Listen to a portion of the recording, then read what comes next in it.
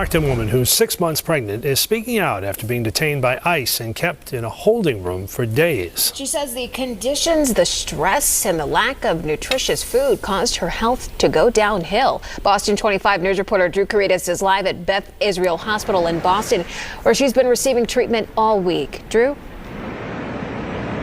Rachel, this 22-year-old pregnant woman who was detained by ICE says she slept on concrete benches in a cell without beds for 3 days before being transported to the hospital. She's hoping to be released here from Beth Israel sometime tomorrow, but is worried federal agents could scoop her back up at any moment. I couldn't take it for days, and then it started hurting my belly really bad.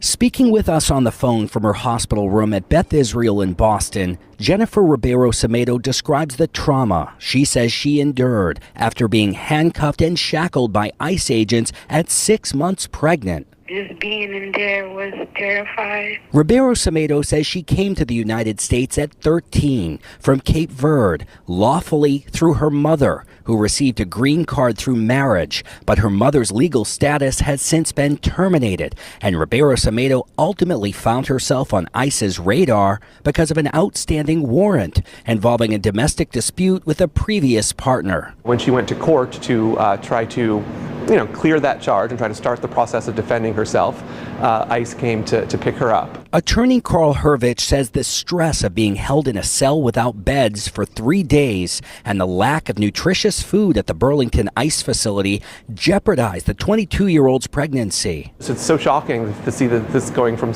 a normal pregnancy that was being followed by a regular OBGYN in the community to needing this level of care. I was eating mac and cheese for breakfast and lunch and dinner, which is not healthy for a pregnant lady at all. Ribeiro-Semedo was taken to the hospital after complaining of severe abdominal pain.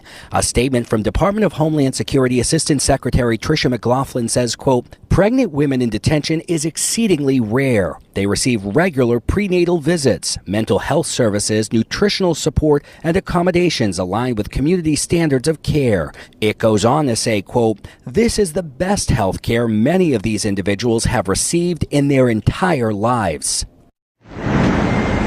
And Ribeiro-Semedo says ICE agents were stationed outside of her hospital room here at Beth Israel for days before she was released on her own personal recognizance earlier this week.